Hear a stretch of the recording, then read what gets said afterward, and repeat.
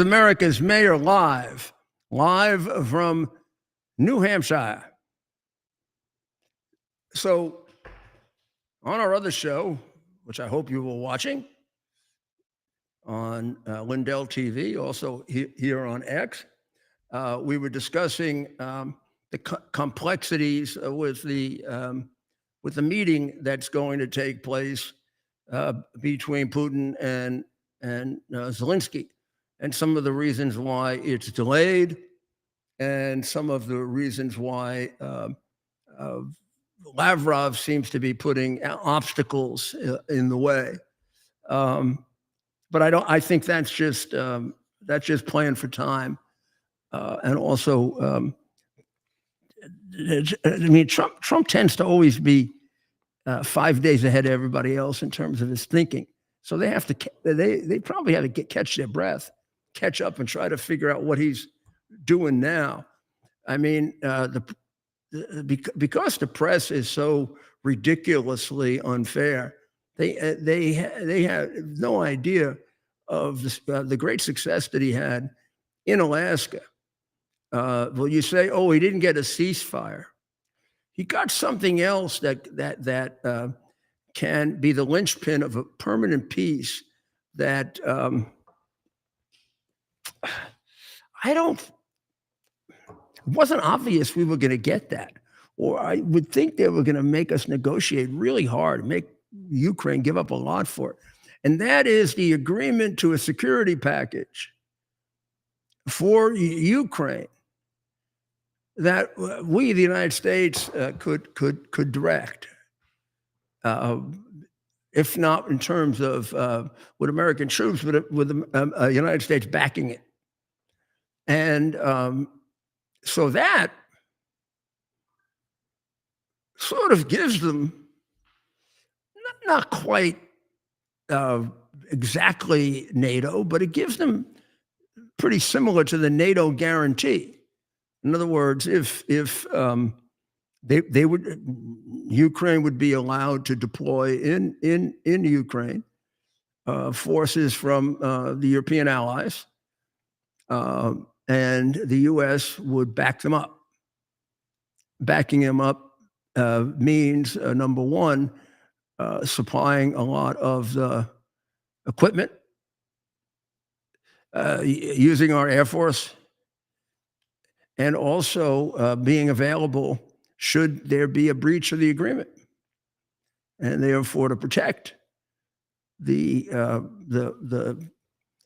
personnel, the soldiers that are committed from these other countries. I mean, that's important not just to Ukraine, but to France and to Germany and to Italy and to whomever else is going to participate in it. They're going to want the backup of the United States military should Putin violate the agreement. So the meeting is now being discussed. It's being delayed. The meeting poses a real problem for Putin, because Putin has constantly said this is not a war about Ukraine. This is a war about the West, and it's a much bigger thing. And they're trying to take advantage of us, and they're trying to do this and that and the other thing. Now, here the reality is that is not at all true. So if he's having a meeting, if he's having a meeting with Trump or with the group that we saw at the White House yesterday, well, that fits that narrative. But if he's just meeting with Zelensky, a guy who he's defamed and made into a useless non-player, it kind of destroys that narrative even for the people back home. So I'm sure they're trying to figure out some way to spin their way out of that in order to have this meeting with Zelensky. And I've also figured out that maybe one of the reasons why Trump wanted him to have a meeting at first with Zelensky. It sort of cuts right into that narrative and destroys it immediately, gets it off the table. But that meeting hasn't been set yet, and I'm sure that it's going to require some arm twisting on the part of Trump. So, and Lavrov seems to be the obstacle. And there could be any number of reasons for that. That could be a setup by Putin, or it could be the fact that Lavrov was initially and continues to be against this, thinks it was wrong or stupid or however you want to say it, for Putin to agree, and therefore he's doing what recalcitrant staff people constantly do, which is to make sure that his boss doesn't get what he said he wanted, because he believes it's not good for him. But Putin has said he doesn't agree. He doesn't disagree with talking face to face, and but now he's being put to the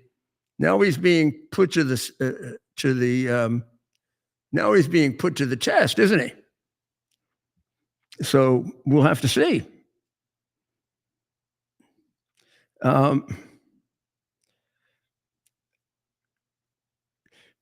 Both Chancellor Merz and then Caroline Levitt also repeated this, has said that Putin by phone agreed to begin the next phase of the peace process, a meeting between him and President Zelensky, and he has agreed to it. And what we're dealing with are the details of getting it worked out, which have been put into the unfortunate hands of Lavrov, the foreign minister, who is being an obstructionist. The president has made it clear that there won't be American ground forces involved. He has General Kane working today, both with NATO and with our Air Force for the kind of the Air Force backup that's going to be involved, and the other backup the reassurance package that's going to be involved, and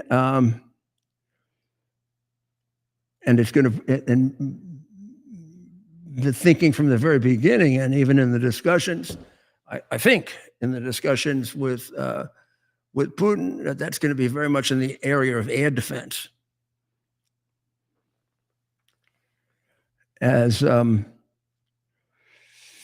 can imagine, that also is of enormous concern to the countries that commit troops, because they're going to want the backup of the United States. They're going to want to have the backup of the United States day to day, and then they're going to want to have the backup of the United States in more detail and on larger numbers. If God forbid they should be attacked, or Russia should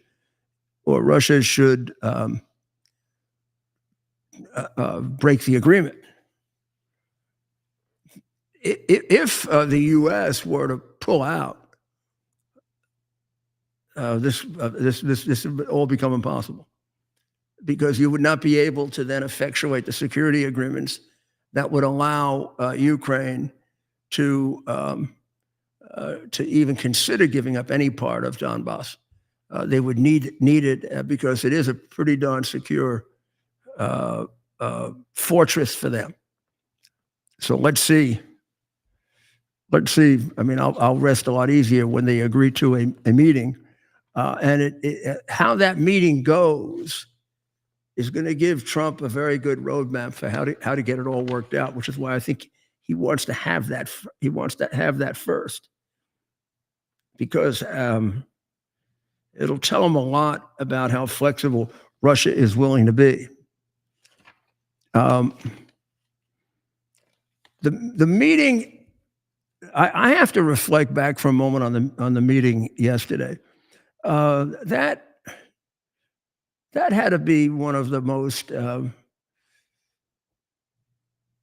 high-powered, extraordinary meetings, heads of state of the biggest, most important, most powerful countries in Europe, with the United States. Together they represent the biggest and the third biggest economy in the world. That's the EU. In the middle is China. Russia is not there. This is a group, whether we consider them under the guise of NATO or the EU, this is a group that it was predicted Trump was going to destroy. He's going to destroy NATO. He was going to destroy the EU. He was going to have terrible relations with all of these people. It seemed like he was their daddy, didn't it? During the meeting, Rob, it seemed like they were all there with daddy.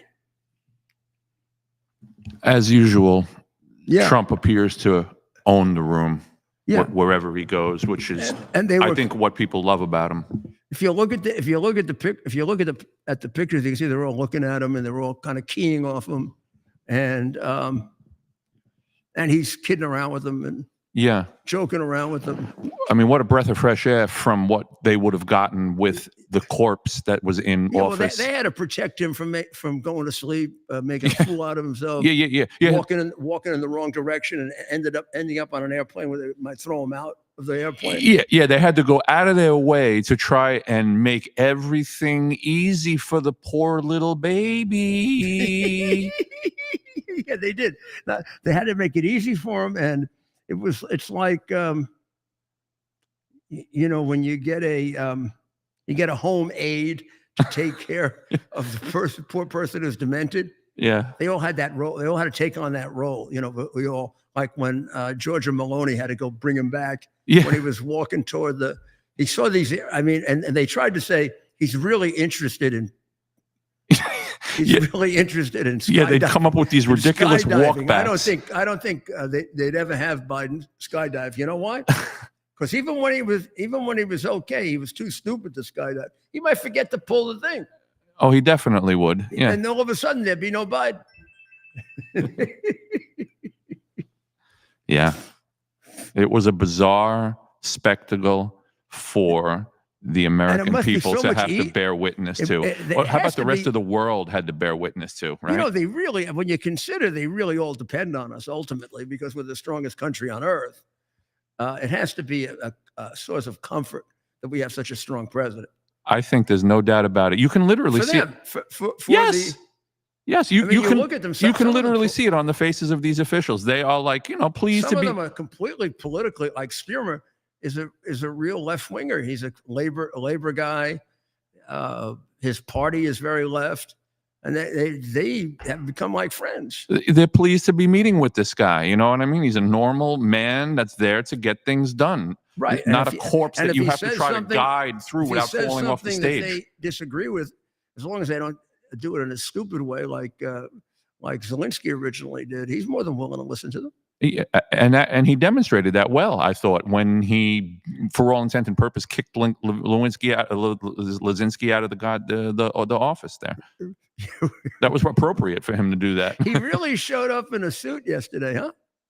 Yo, that was beautiful. Yeah. But it didn't look like a suit because it was all black.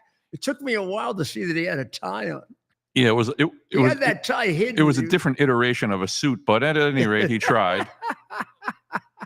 I guess if it's your first suit, you can't get too picky about it, right? Yeah, he made a good effort, and he was acknowledged for it.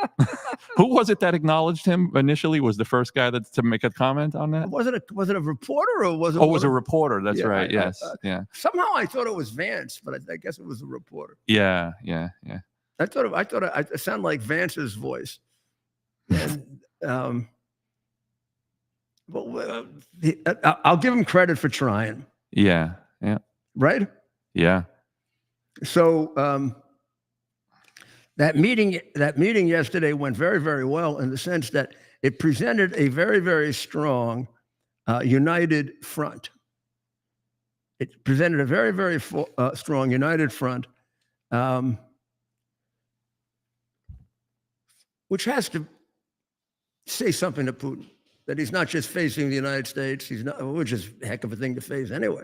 And he's not just facing Ukraine, he's got all of the EU organized behind him and ready to take up their actions. In a way, I think even now, the loser here is Putin. He never should have done this. Yeah. I mean, so now maybe he's gonna come out with a little bit extra minerals. He's gonna have the burden of administering these this group of provinces that don't want him. I mean, if they were pro-Russian before, they're not now. He's done too much damage to them. He's killed too many of their people. I mean, the Russian army has, from time immemorial, been an absolutely out of control, brutal army. He's done a lot to vilify himself, I guess you could say, right? In the Yeah, eyes. and so right on the ground, it has to be the animosity. I mean, look at Kharkiv. Kharkiv was a pro-Putin, pro-Russian city, and they have spent the last however long this has been fighting and winning against them. Yeah. And now they want nothing to do with Russia. Whatever was pro-Russian about them has been, they've just lost too many neighbors to be pro-Russian any longer. They want to be part of Ukraine, and I'm sure that's true of that entire region. Even I'm sure that's even true of Odessa at this point. Odessa was the only place in Ukraine that could have conceivably voted to be part of Russia. All the rest of the places that voted for the pro-Russian Ukrainian party, whenever you would poll them, wanted to be part of Ukraine. They like their Russian heritage, like people who are Italian American or Irish American or whatever, but they were primarily Ukrainian. And he has actually mistook that. And that's one of the reasons why he had such difficulty in this war. They didn't want him. If they wanted him, they'd have voted for him. Right. But they didn't want him to come in there and kill their friends and neighbors, which is what he did, brutally rape them. Right.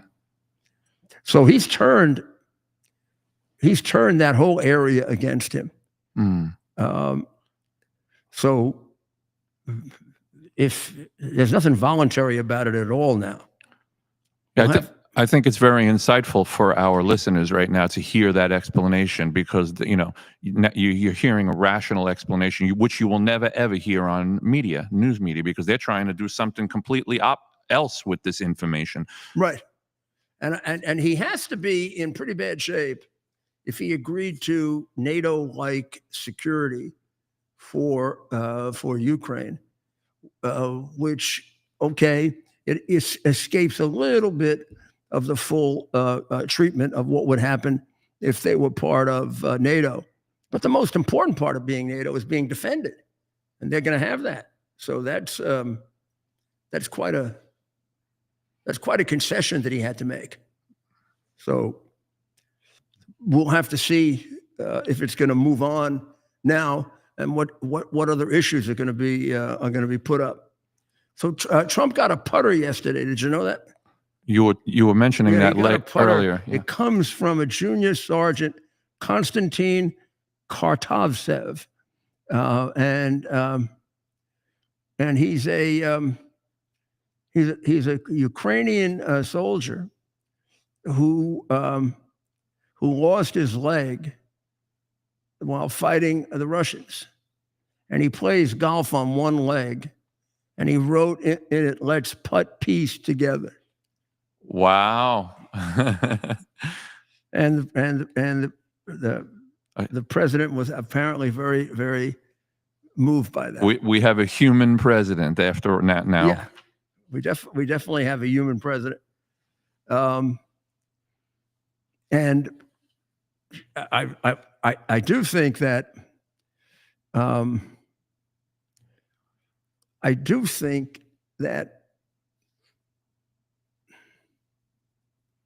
I'm trying to think. It's hard to read Putin. The delaying the conference a bit and playing around with it by Lavrov is understandable. The continued attacks on Ukraine are very, very unnerving and very, very much indicative of what a cruel and terrible dictator he is. I mean, you're now talking about getting this damn war over. Well, you got to kill a few extra people. He's not going to gain a great deal of territory that he didn't gain before. During this, is a couple of inches more. But I mean, they're killing a lot of people, including children. And I do think as this moves along, there's going to be real pressure for maybe we don't even call it a ceasefire. If we really want to talk about peace, let's stop the killing, huh? The only way you can really talk about peace in an effective way is you stop killing each other for a period of time. See how that feels. Maybe it feels better if you're not killing each other, huh?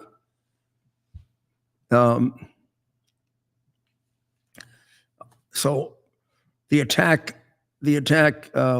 yesterday and the day before, there were several yesterday with several casualties and deaths.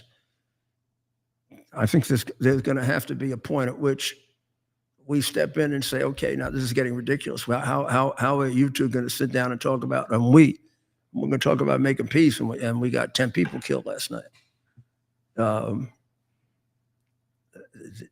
That was the thing we lost in jumping right to the negotiations on the peace treaty, and that is stopping them from killing people in the interim.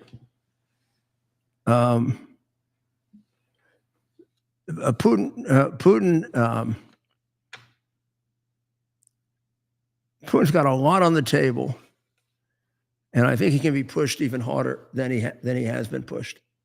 I think there's and that may be necessary in order to get him to a ceasefire. So, next thing we look forward to now is a meeting between Zelensky and Putin, in which they flesh out these agreements that have been put together in general categories and form, which is ceding some of that territory in Donbass to Russia, and in return getting a guarantee that they're not going to invade again, not going to invade in Ukraine, not going to invade in Europe, and then being able to put in a security force with the support of the United States that will protect against the possibility that Russia doesn't live up to its word, which it's done in the past, not lived up to its word. And I think that, and then I think Ukraine should ask for an equivalent amount of territory, that if they're giving some back, they should ask for an equivalent amount of territory in the other areas that are controlled by Russia, that have the equivalent amount of minerals, so that they're not deprived of their natural wealth, and we're not. We've got to think about ourselves here too, right? Those minerals are enormously important in the competition we have with China. So I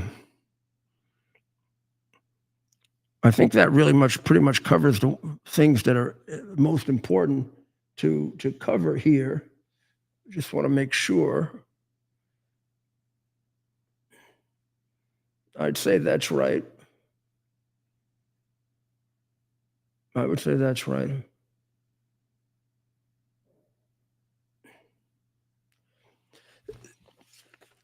So when we come back, we'll bring you up to date on Israel, because we've been spending all our time on Ukraine, and then up to date on some of the things that happen here in the United States during what is a most extraordinary presidency.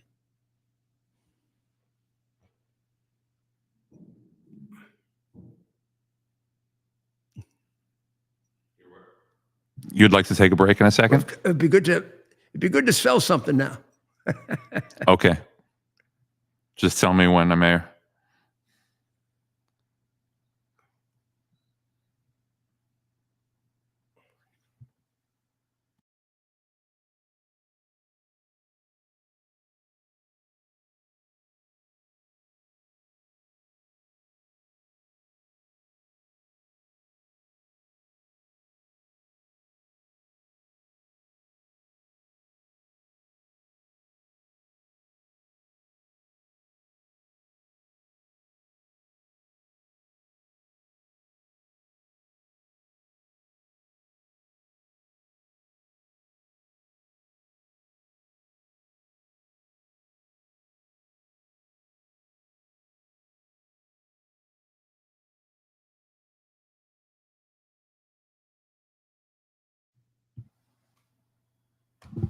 And you're back. Welcome back. So Rob is filling in for Ted, and obviously Rob isn't as familiar with this as Ted is.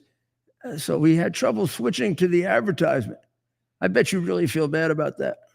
I do. I do. But I'd really feel bad if it's the T2T advertisement. So I'm going to do it for them. You know what T2T is? It's Tunnel to Towers.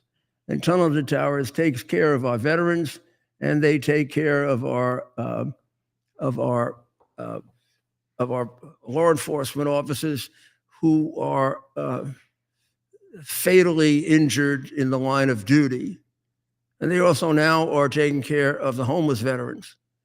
And for $11 a month, you go to t2t.org, you'll be able to be part of taking care of your heroes, taking care of the people who make life safe and possible for you, and the people who have been unfairly targeted by the left, which has included the fact that their lives are much more dangerous than they were before these political scoundrels decided that they're going to make an issue out of our law enforcement, which includes, of course, ICE, but also our police, defund the police, and Black Lives Matter,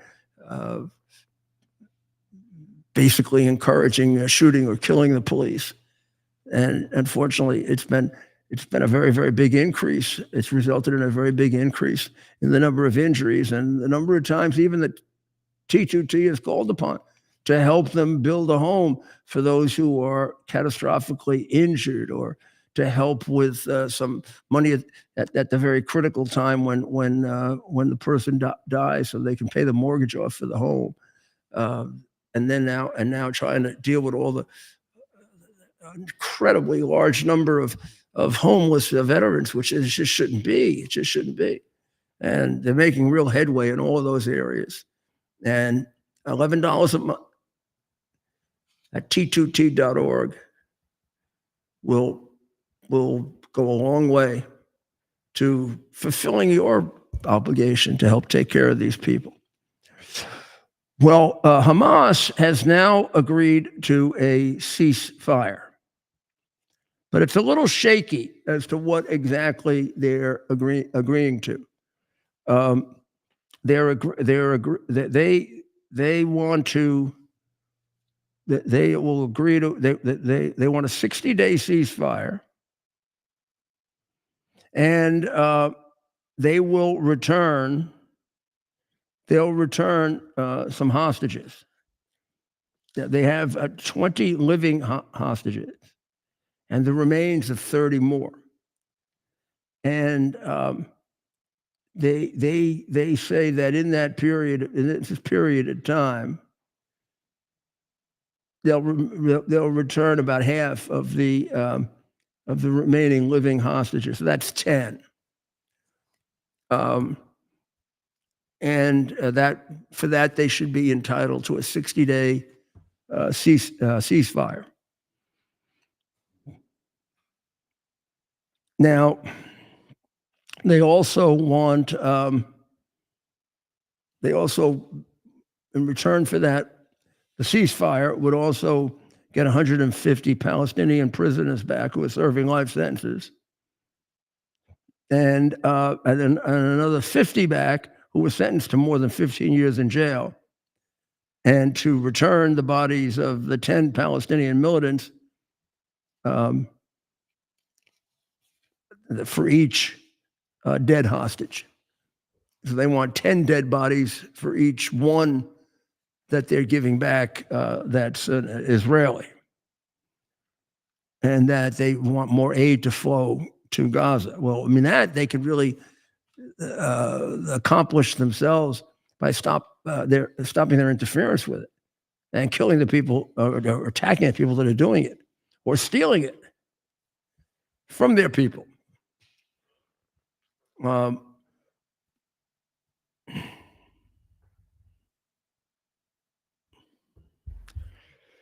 Now, whether Israel agrees to this it will be interesting, because Netanyahu has said that he's not going to consider a deal that doesn't. It's been too long now. That doesn't return all of the hostages, and they're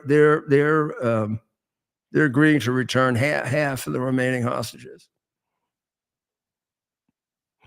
So will he take the half and give him a grace period or not? I don't know. I don't know how hard and fast that situation was.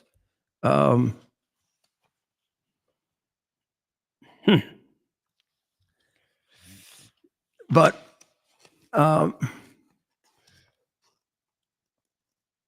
so it's hard to know exactly what Israel is going to do. Is Israel going to stay with this and sort of back down from their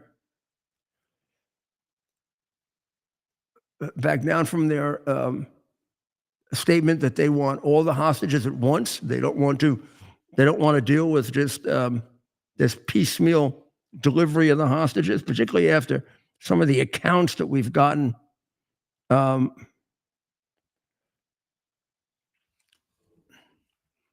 President Trump, in a post on Truth recently, said that the remaining hostages in Gaza would be freed only once Hamas is confronted and destroyed.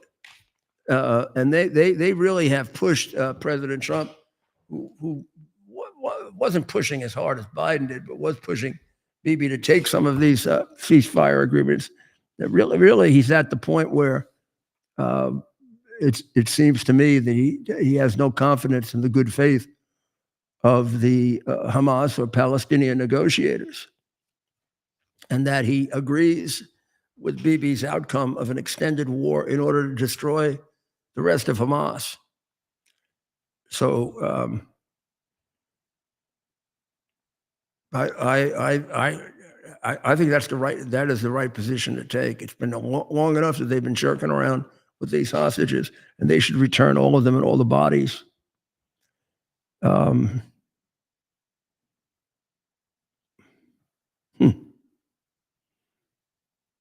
So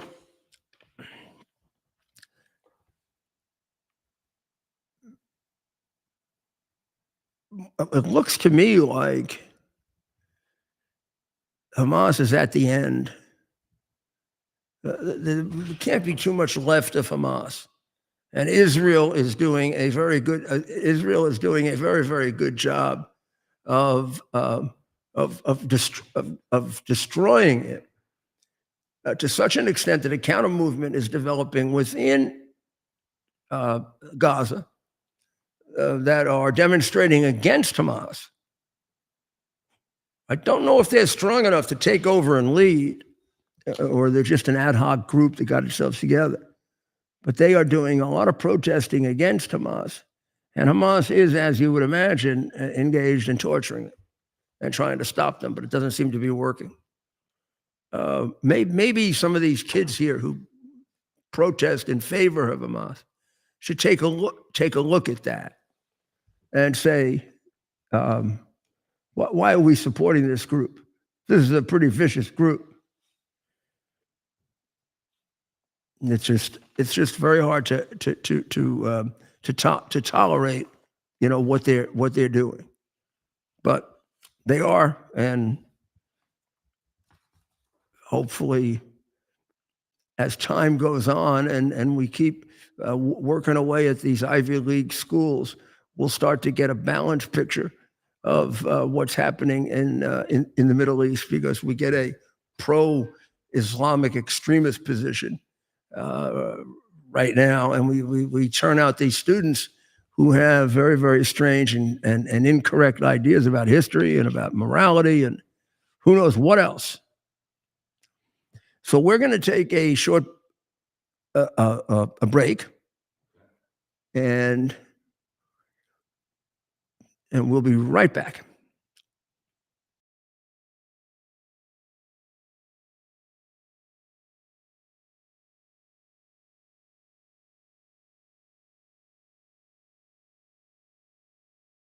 U.S. Army Major Scott Smiley paid a high price serving our nation.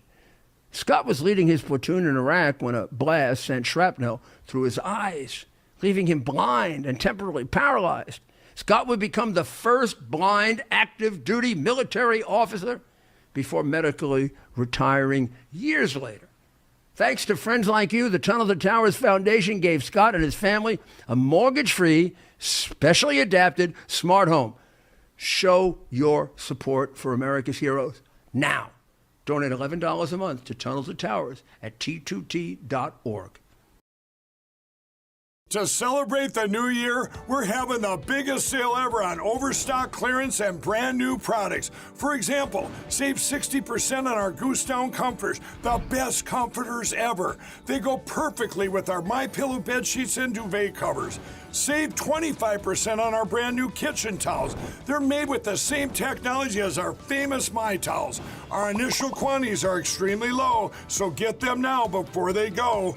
Our seasonal flannel sheets are finally in. You save up to 50% and they sell out fast every year, so order now. They're truly the best flannel sheets you'll ever sleep on.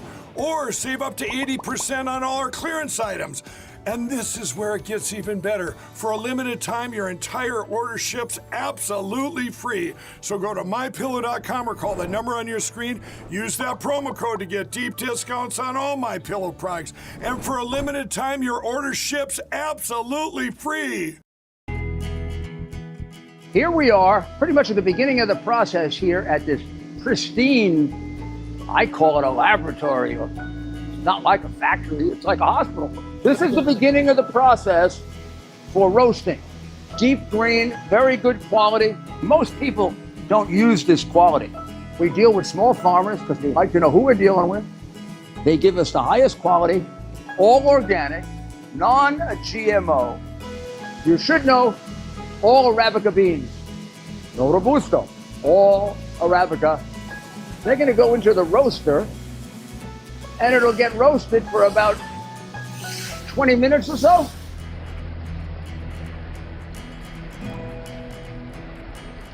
Oh my goodness, look at these. My goodness.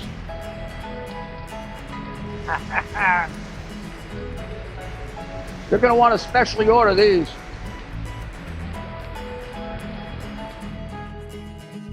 This is what goes into Rudy's coffee.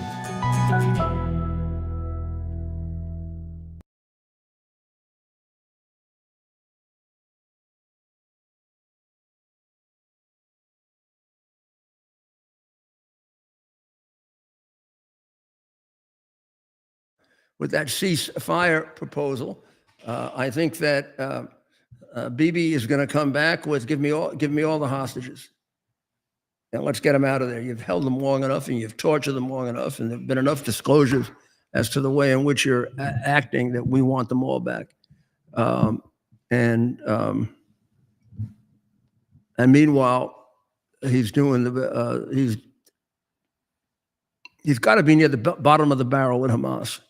I mean, they've really done an excellent job of dealing with Iranian proxies. And I mean, some of them were tougher, like Hezbollah, but Hamas is the one that stands in the way of getting the situation in Gaza, straightened out.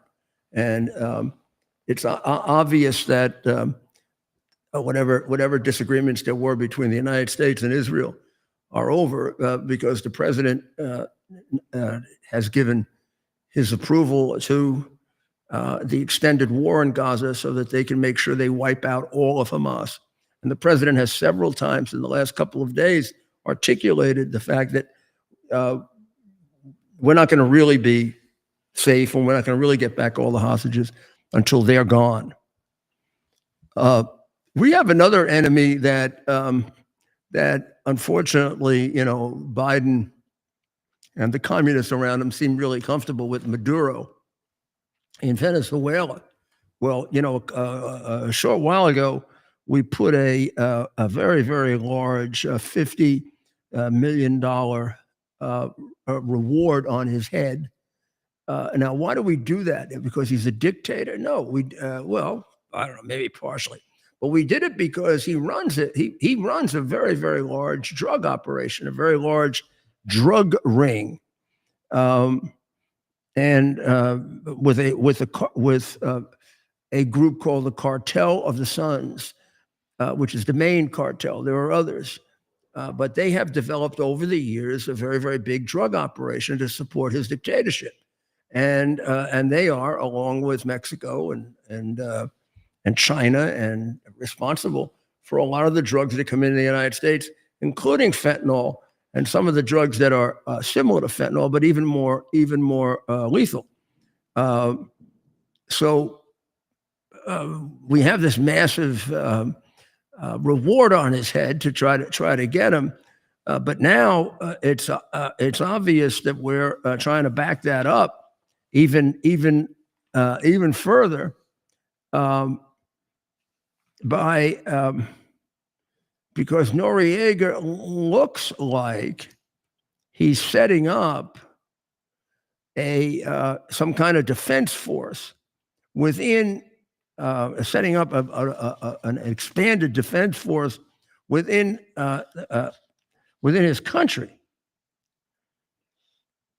Well, I don't know if this was designated. I don't know whether this was designated and organized to combat that or not. It seems to me this would have been organized much earlier. And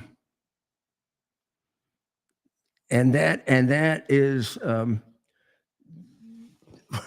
we're sending a fleet down there. We're sending a fleet down to the Southern Caribbean near Venezuela.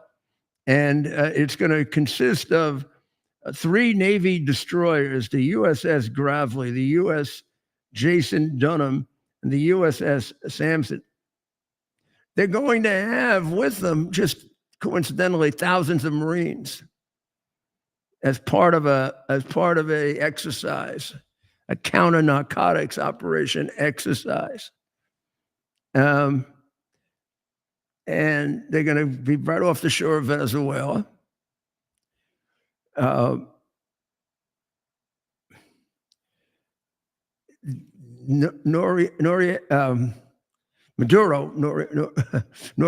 is the one I'm thinking about that we captured. But Maduro just mobilized something like 4.5 million militia members across the country to defend his nation. So this is quite a thing to behold, with this little segment of the United States Navy showing up right off their shores, and probably could conduct the whole effort against him right from the shore. This is a very, very powerful contingent of the Navy, and as I also said, they're accompanied by a large number of Marines. I wonder what they're doing there. Now, Maduro has been indicted by U.S. prosecutors for turning Venezuela into a narco state with the Cartel of the Suns, and the warships are expected to be there probably by tomorrow. It's going to feature a P-8 Poseidon patrol aircraft and a nuclear-powered attack submarine. This is not small potatoes. We're talking about some pretty lethal. We're talking about some pretty lethal stuff here. Now, the goals are going to be intelligence gathering. Could they serve as a platform for targeted strikes? If necessary, I guess, huh? This is one of the largest fleets we've sent down there since the 1989 U.S. invasion of Panama, when we grabbed Manuel Noriega. Maybe that's why his name came to mind.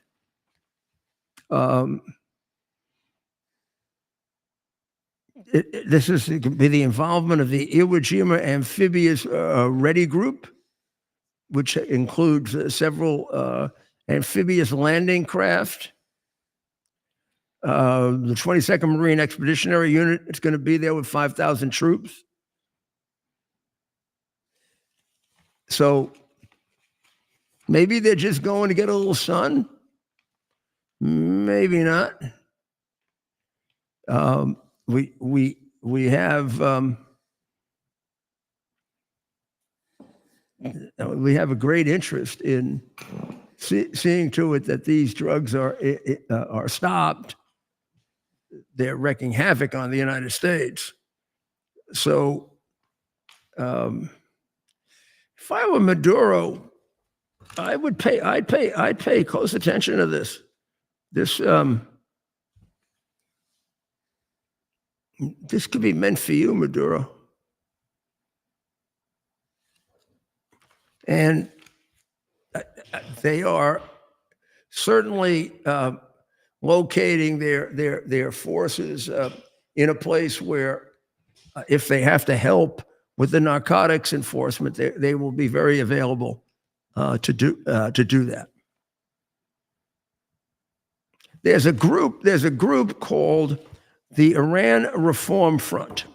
Now, the Iran Reform Front is made up of 27 reformist organizations. They held a meeting, and on Sunday, they basically supported the U.S. action against Iran in trying to make them and keep them non-nuclear. And they've urged the government to reach a new nuclear deal with the U.S. And so it's hard to tell what the heck this reform group is. I never have heard of them, even though I've been involved in this anti-reign of terror effort for, I guess it was in, would have had to have been, oh my goodness, it would have to have been about 2006 or 7. 2007. Yeah, I've been involved in it now for over 10 years. And I thought I knew all the groups that were anti-regime. So I wonder about this reform group, because here's what they are pressing. They want a new nuclear deal with the U.S. And now they do say they want Iran to accept the full monitoring of the IAEA. But that's a lot of crap. I mean, the IAEA can't even get in there to look whenever there is a deal. So I don't know if this group isn't a put together pro-regime group that's doing counter-espionage. Because I don't see how a reform group, these 27 reform organizations, are in favor of a nuclear deal that would keep Iran nuclear if they were opponents of the regime. So there's something fishy about this group. And I wasn't able to reach Ali Reza today, but we will by tomorrow, and we'll ask him to analyze it for us. I was just thinking of his name. Right? So we'll keep this out, and we will work on this, because we were so concentrated on what's going on in the Middle East. We didn't get a chance to really run that down the way we should. Now, too bad Ted isn't here, because I had a special one for him. And I hope he's not intending to go to this. There's going to be a big conference in Detroit on August 29th. The name of the conference is the Detroit People's Conference for Palestine. Huh.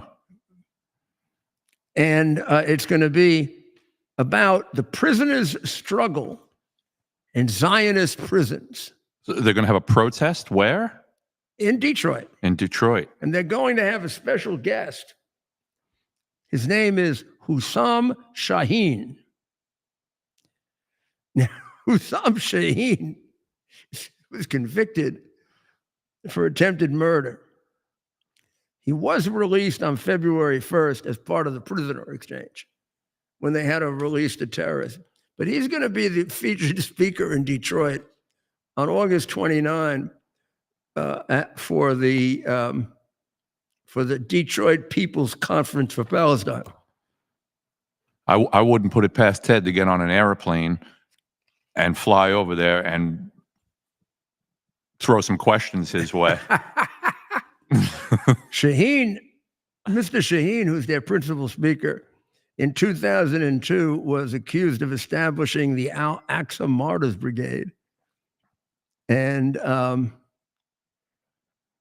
he supplied them with arms for attacks on Jerusalem. And then he was arrested in 2004 in the West Bank and sentenced to 27 years in prison for all of his terrorist crimes. And he was also arrested during a raid in Afar on October 7, 2023. So he's got a lot of expertise he can offer to the Detroit sympathizers with the terrorist. But I don't know if Ted wants to reserve his tickets on August 29 for this guy's speech. I don't know. Ted, if you're listening. Also, you know, this is happening on a much larger scale in England and France, and that is they're turning Muslim. But a Muslim teenager was almost strangled to death by his Muslim parents, his Iraqi parents, in what they described as an honor killing.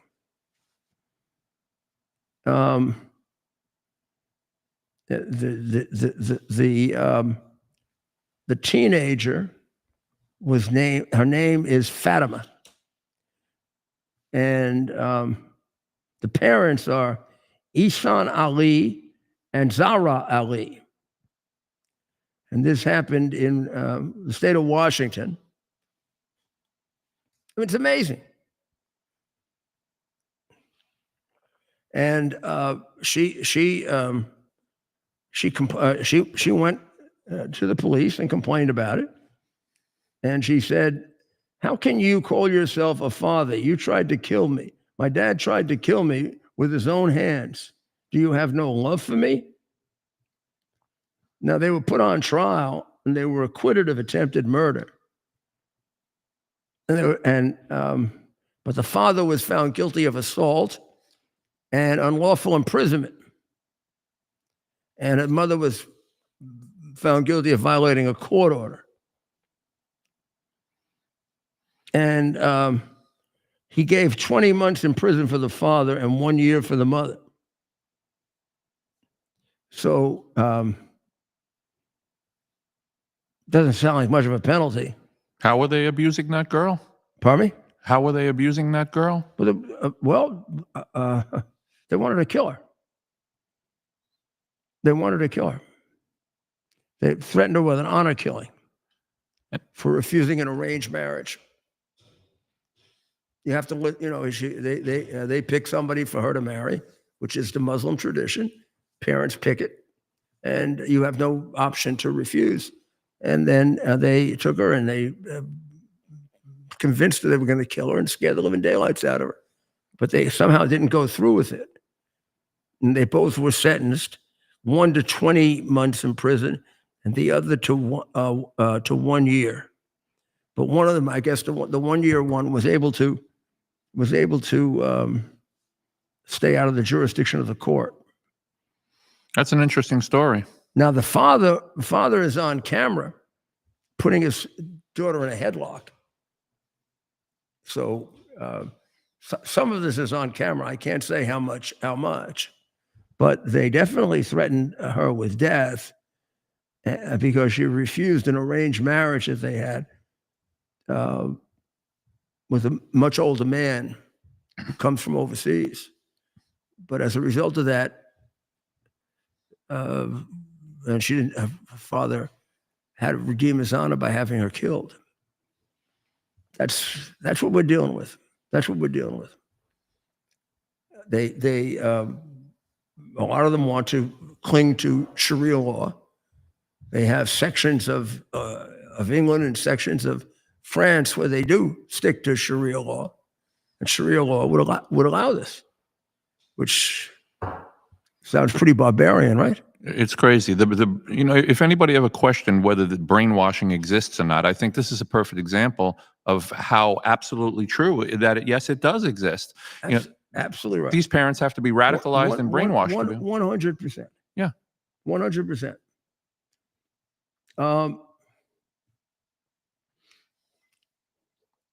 Well, I must say, the Mamdani race is taking up a lot of national coverage, and it is, of course, a shock that we're running an acknowledged communist. A major political party is running non-apologetic. Pardon me? A non-apologetic communist. Yeah. So he's starting to become more and more unpopular. Back on July 16th to the 23rd, he was 32% unpopular. I'm predicting the downfall of this guy. The 4th to the 7th of August, he was 37%. And by August 11th, he was up to 42%. Yep. Unfavorable. That was probably And we'll have to see how it progresses. It's a propagandized rollout. But this guy's the real deal. When he lights those candles, he really means it, and he wants to take your country and make you into an enlightened Muslim dictatorship. Oh, he certainly would like it. It's terrible. So we'll have to see what comes of it, but take a good look at this propaganda, because you'll see the little tricks they use, and you can be aware of them in the future. Yes, they do use tricks. Governor Cuomo is running for mayor of New York, and he's running behind Zoltan Mamdani, which is kind of hard to believe, right? But he is. But he told people the other day that Trump's going to help him get elected.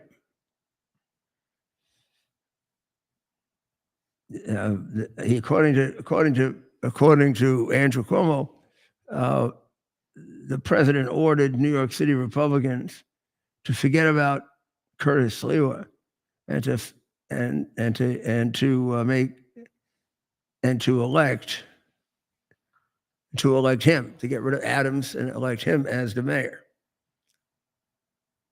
Now, you want to get into the technicalities of the law. It's possible that since they confronted this group on a street, didn't go to the headquarters, weren't part of the burning of the headquarters, that they may not know exactly the full ramifications of who they're dealing with.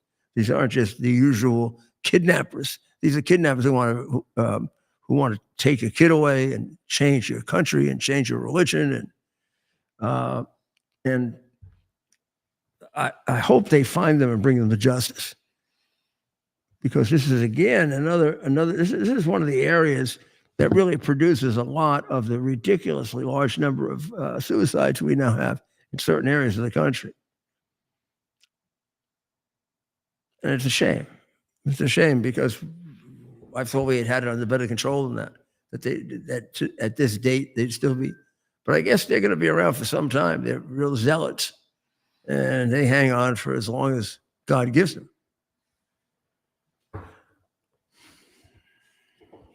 Well, we'll have to see what happens with them.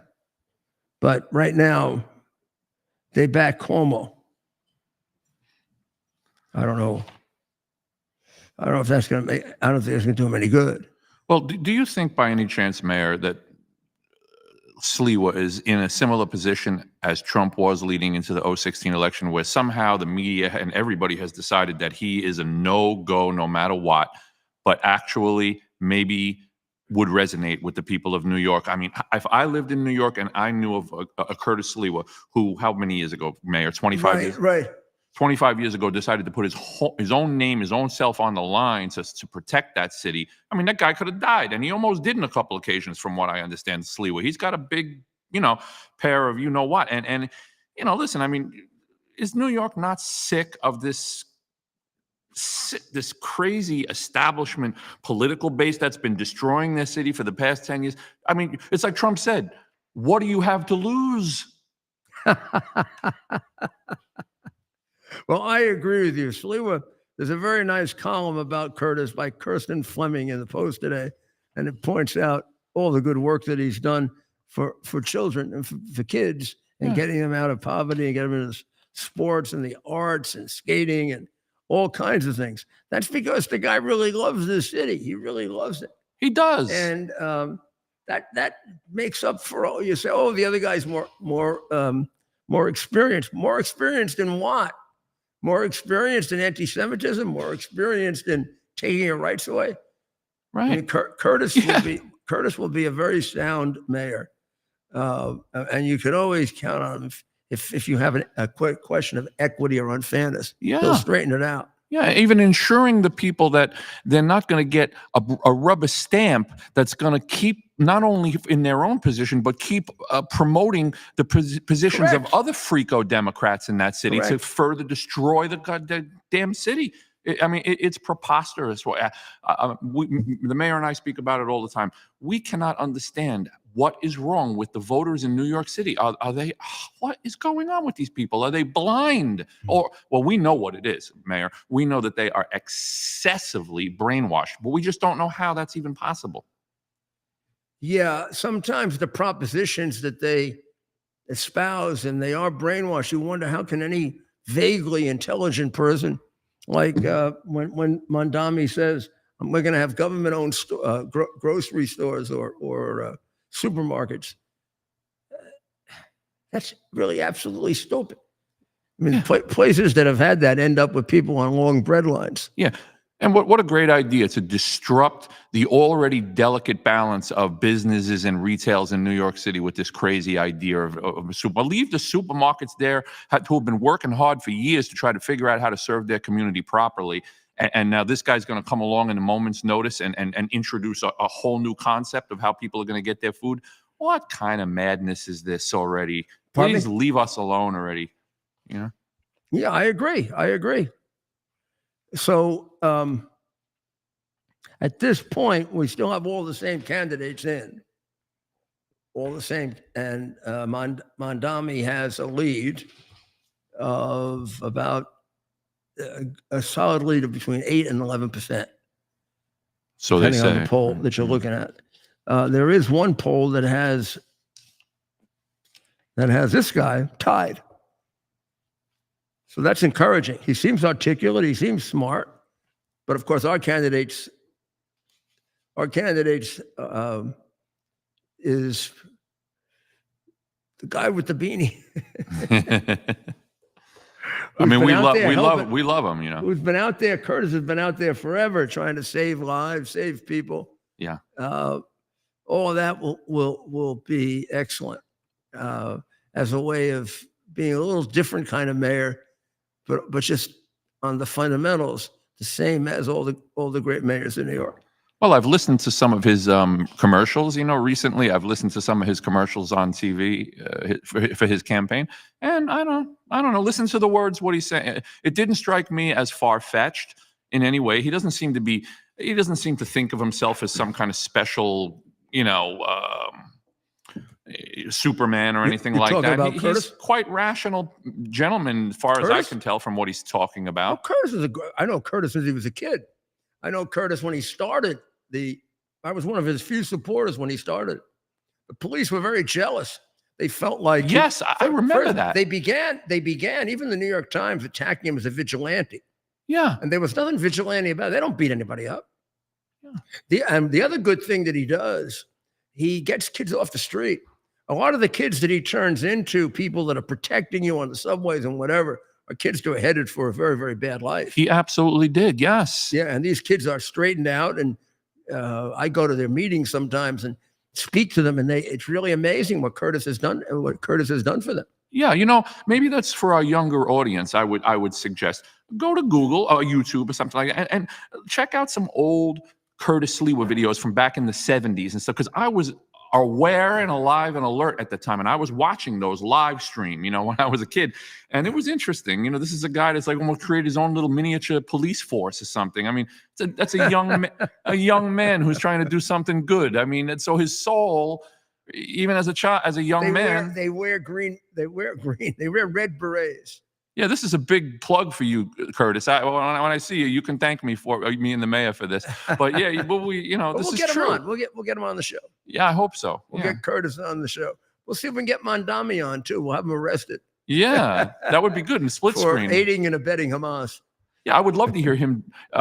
You will. Let me tell you something. You will never hear him debate Curtis Lewa, because if he does, Curtis will.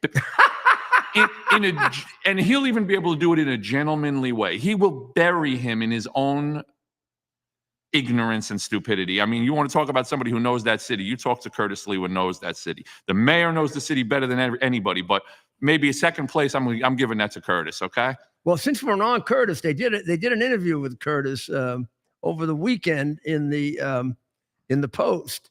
And they said, well, why don't you certainly don't want Mondani elected. Why don't you drop out in favor of Cuomo? And he said, of course, he wouldn't, and that he feels like he has a chance to win, and that Cuomo wouldn't. I don't know if he said Cuomo would be just as bad or almost as bad as Mondami, but there wouldn't be that much difference. And Cuomo has already governed, and of course it was terrible. He was like a dictator during COVID. And then it turned out that he was putting all those old people in nursing homes so that the nursing homes could make money, and not really giving a damn if they died or not. That was mind-blowing when it happened. I mean, I was paying enough attention to that TV screen to know that Trump had marched in a gigantic floating hospital. And then when they decided not to use it at all, but send the people back instead to forget it. You knew the jig was up. That was almost as evident as the getting a Big Mac and fries with your communist poison shot. There's telltale signs in the liars. The liars, when they lie, the candidates now are Mondani as the Democrat. Mondani as the Democrat candidate. Right. He won the primary, right? Yeah, I believe. Yes, for his constituents. Yeah, he won the primary. So he's a Democrat candidate. Yep. And Cuomo is the independent, like an independent party candidate. And Adams, Democrat. Adams is on his own ticket, right? He lost to Mondami, right, in the primary. I guess so, Mayor. Yeah. And right now, Mondami has a lead, and Mondami has a pretty solid lead. At least that's what these polls are saying. But who the hell knows where they're coming from? I don't know. I mean, I question everything, Yeah, it's hard to believe that, his positions. Nobody's making this up that he's a communist. It comes from his positions. He's for state-owned food stores. Yeah. He's for free education, of course, free transportation. Buses, subways, all be free. Because, of course, he's a genius and knows better what's for everybody, right? Yeah. Well, actually, he's a millionaire. Oh, then he's definitely a genius. He's a communist millionaire. Right. Like a lot of them are. So he doesn't. All of this is like money grows on trees, and you don't have to worry about it. And he never had to worry about it because he's like a trust fund brat. Right. So right now he's leading, and nobody's really making a big move on him. Adams looks like he's finished. It looks like the citizens of the city have just given up on him, and he had his chance. And I think Curtis is the only one who has a chance. Yeah, you know what, Mayor? I think you're right. I mean, the only one who would be animated enough on television too, if the media ever decided to cover him, he'd be a very animated guy, and he would reach to people. He would talk directly to the people. I think they may hear. I think it was a shock that he beat Cuomo. Right? I hope. I mean, Cuomo's a big name in New York, and they figured Cuomo would do it on name recognition. Now, over the weekend, he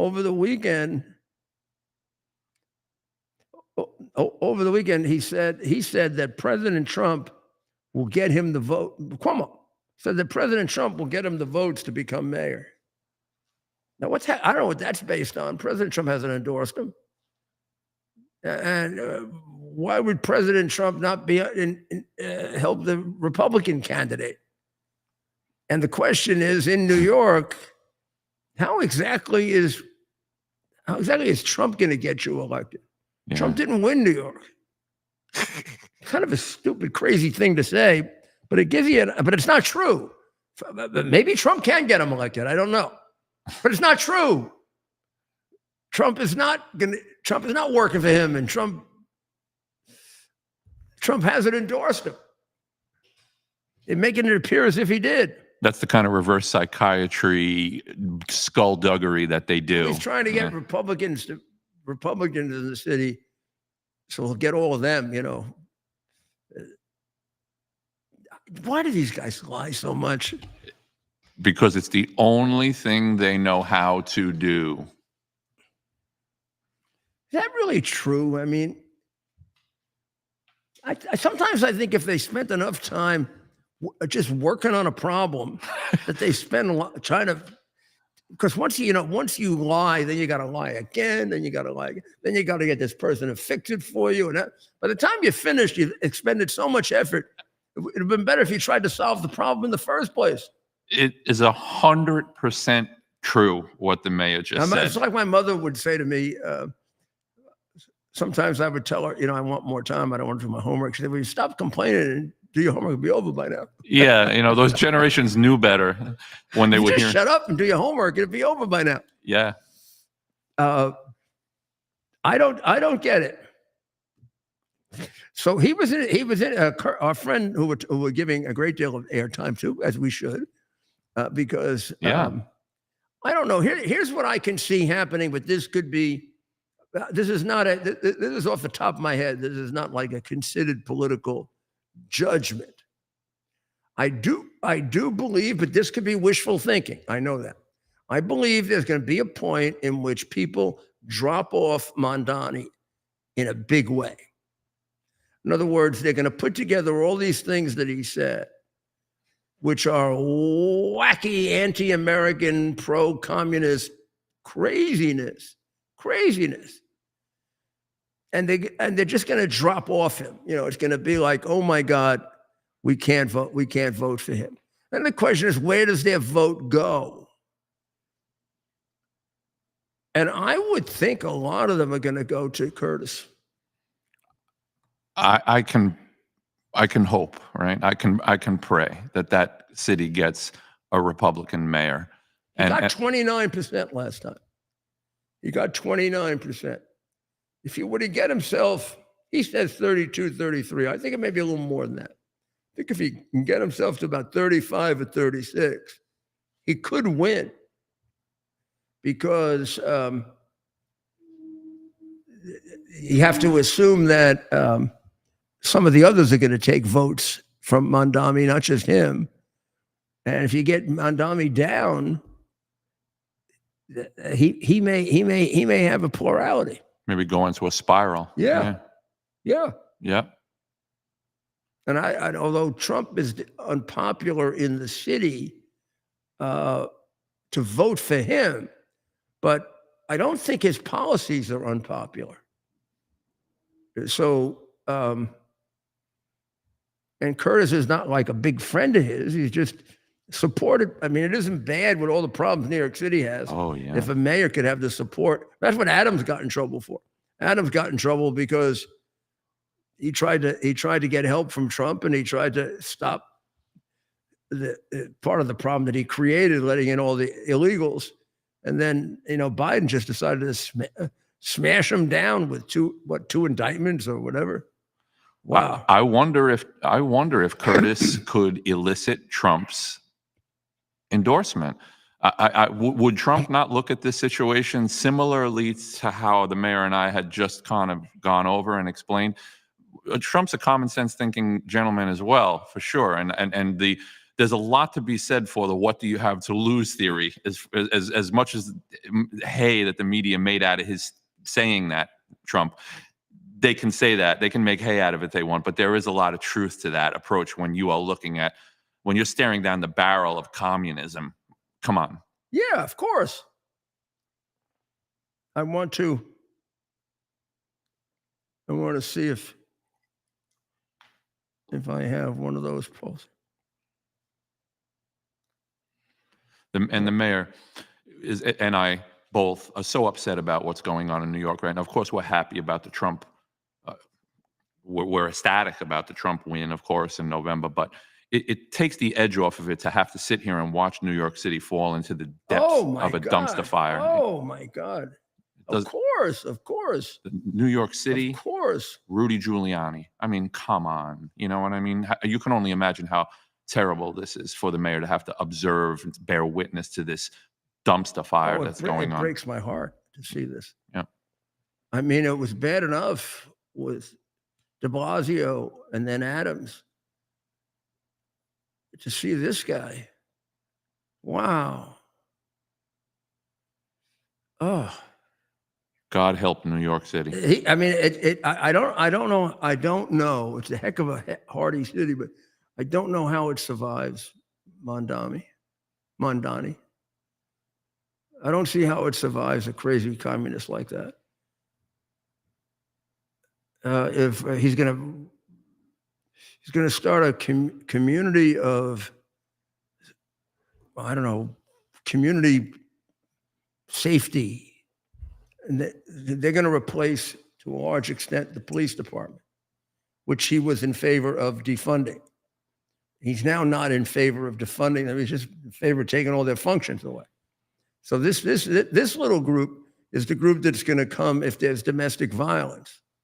So there's a poor woman being beaten up by a thug, and they're going to call social workers to come and, I don't know, give him therapy. After the first two social workers get killed by the guy, yeah, we're going to have to go back to the police, but that'll be after we lose 2 or 3 lives. Right. The social worker walks in, the guy's beating his wife, and he says, "Please stop, use your words." The guy will look at him and say, "What? No reason for this violence. Let's talk it out. That's what I mean by use your words." Okay, I'll use my words.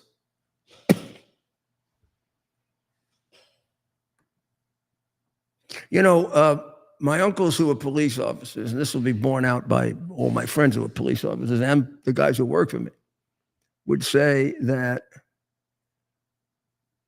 a domestic violence call was in many ways the most dangerous for a cop, because very often the woman was involved in the pathology, and when you came there to arrest him, she turned on you. Then you had both of them turning on you. Yes. And we've had some police officers killed as a result of that. And yeah, that's a tremendous distraction to have a woman now getting physically engaged. And she doesn't want it's a codependency, like, and she doesn't. It's a sickness that the woman, that these women have from being. I mean, you can understand it from being beaten the way they're beaten, but it's like a sickness that they have. Yeah. So I don't completely. I don't completely understand the syndrome, but it does exist, and it's for real. No doubt about it. It's a real syndrome. And when you're a police officer carrying out a professional service, you are there in a hectic situation. I mean, people don't really realize what it is to be a police officer. I mean, if you think it's an easy job, you better go get your head examined. So why don't we see if Dr. Maria is on, well, yeah, this would be fun. Watch. I'm going to see if I can find Dr. Maria on Lindell. Okay. Yeah, I'll switch it over to the iPad. On Lindell TV here. Let's see if I can find it. Let's see. And then we're going to send you over to her if she's on.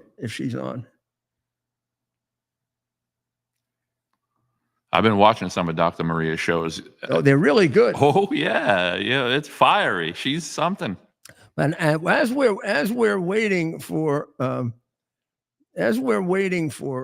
that, I should tell you that Mondani's unfavorability is going up. So in July, it was 32%. In August, it was 37. Beginning of August, 37%, and a week ago, it was 42%. So it's starting to hit the 50% mark. If it hits that 50% mark, then there are a lot of votes that can be taken from him, and they're going to go somewhere. And then if they can go in one place, it can make a very big difference. That is a great observation. So we have to see. We have to see what happens with that. Now, this analyst believes that Cuomo has the best path of beating him, but I don't know if that's true. There's a lot of negatives on Cuomo. Well, he evaporated in the primary, right? Yeah, he did in a very strange way. He did. Yes. So I urge you, if you get the New York Post, to read Kirsten Fleming's interview with Curtis, and it'll give you an idea of what he's running on, what he's trying to accomplish, and he sure could use some contributions. I'll tell you that. Even if you're not in New York, but you want to take a shot at stopping us from having a communist in a major city, then send some money to Curtis Sliwa. Maybe we can get the. Why don't we look up how you contribute to Curtis? Okay, I'll look that up in the meantime. Should we go to break in a second? Yeah, we'll take a short break and we'll be right back.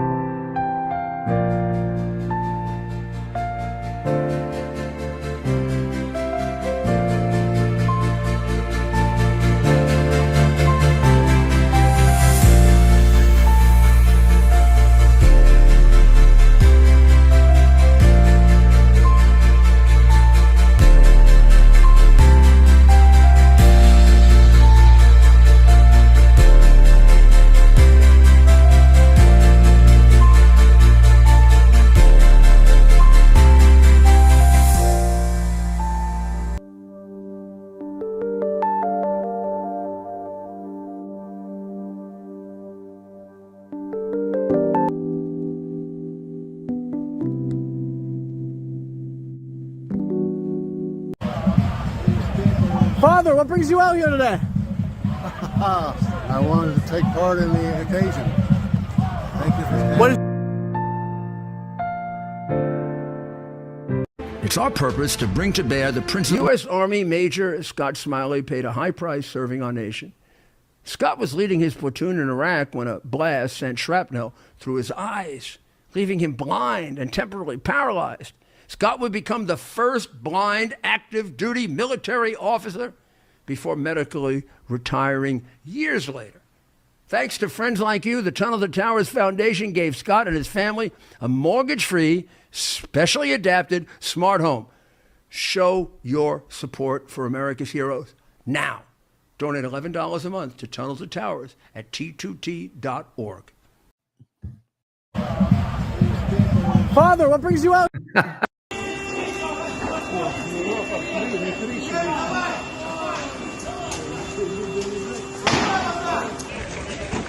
U.S. Army Major Scott Smiley paid a high price serving our nation. Scott was leading his platoon in Iraq when a blast sent shrapnel through his eyes, leaving him blind and temporarily paralyzed. Scott would become the first blind active duty military officer before medically retiring years later. Thanks to friends like you, the Tunnel to Towers Foundation gave Scott and his family a mortgage-free, specially adapted smart home. Show your support for America's heroes now. Donate $11 a month to Tunnel to Towers at t2t.org. We're on. Well, welcome back. And we want to say to Rob that he's done a very, very good job. There've been a few little hiccups, but he's gotten them resolved very, very quickly. And it just shows you we're human. And by tomorrow night, he'll have it perfect. We've been trying to get Ted, but Ted's on an airplane right now. Yeah. Going to see his dad, which is a good thing, right? We want him to see his dad. Yes, we do want. And now what we want you to do, because I'm looking at it myself right now, want you to go to Lindell TV. You just put in Lindell TV. And if you go to Lindell TV, you would presently see Governor DeSantis on, because he's either being interviewed or giving a speech. I can't tell by the doctor. And then Dr. Maria, who is going to have a very, very interesting show tonight. And it would really, I can't tell what Ron is talking about here. Let's see.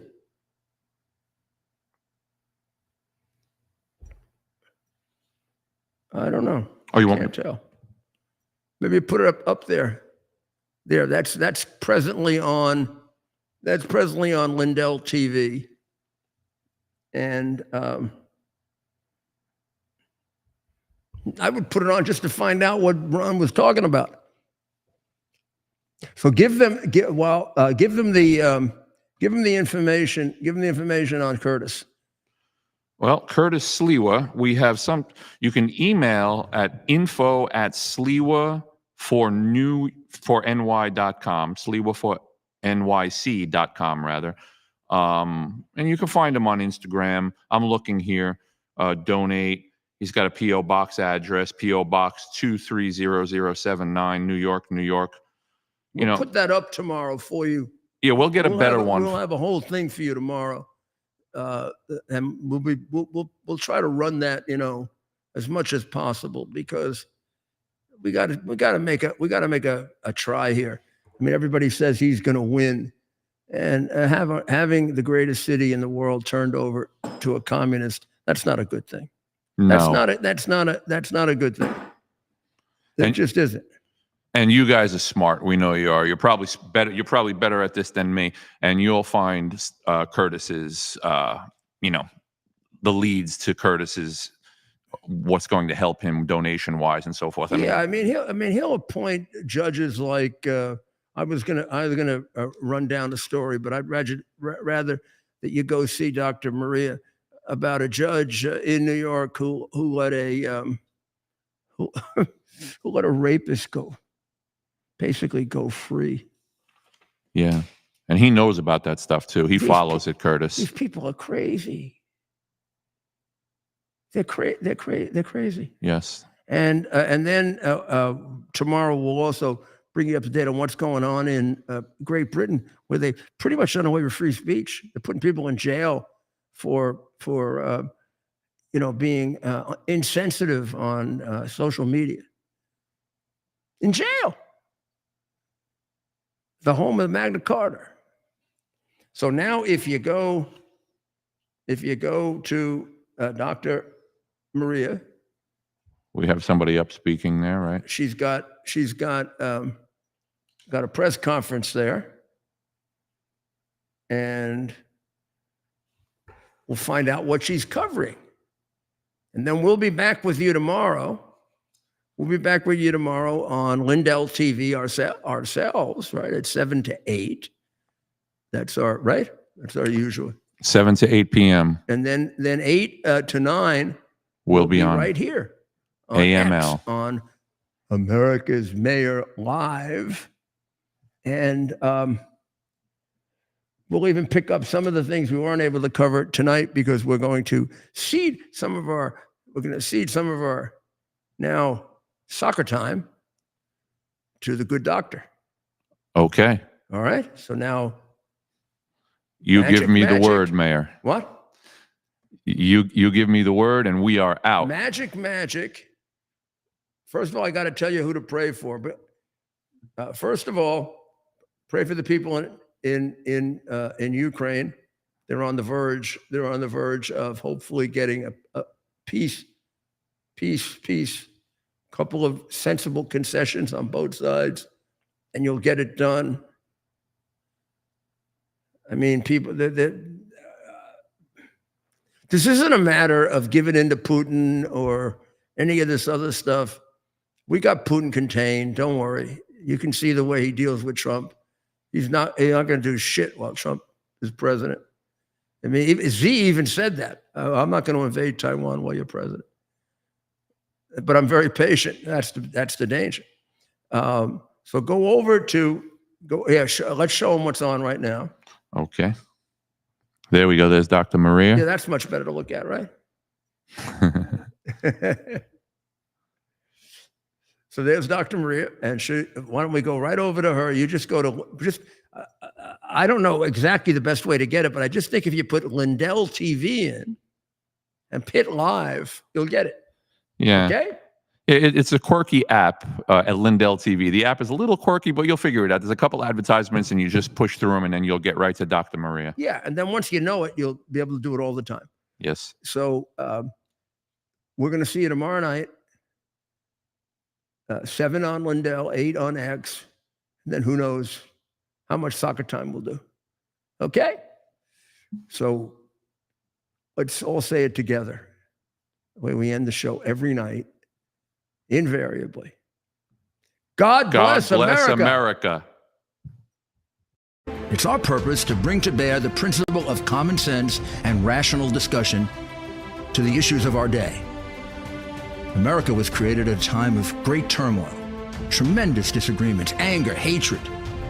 There was a book written in 1776 that guided much of the discipline of thinking that brought to us the discovery of our freedoms, of our God-given freedoms. It was Thomas Paine's Common Sense, written in 1776, one of the first American bestsellers, in which Thomas Paine explained, by rational principles, the reason why these small colonies felt the necessity to separate from the Kingdom of Great Britain and the King of England. He explained their inherent desire for liberty, for freedom, freedom of religion, freedom of speech, the ability to select the people who govern them. And he explained it in ways that were understandable to all the people, not just the elite. Because the desire for freedom is universal. The desire for freedom adheres in the human mind, and it is part of the human soul. This is exactly the time we should consult our history. Look at what we've done in the past and see if we can't use it to help us now. We understand that our founders created the greatest country in the history of the world, the greatest democracy, the freest country, a country that has taken more people out of poverty than any country ever. All of us are so fortunate to be Americans. But a great deal of the reason for America's constant ability to self-improve is because we're able to reason, we're able to talk, we're able to analyze. We are able to apply our God-given common sense. So let's do it.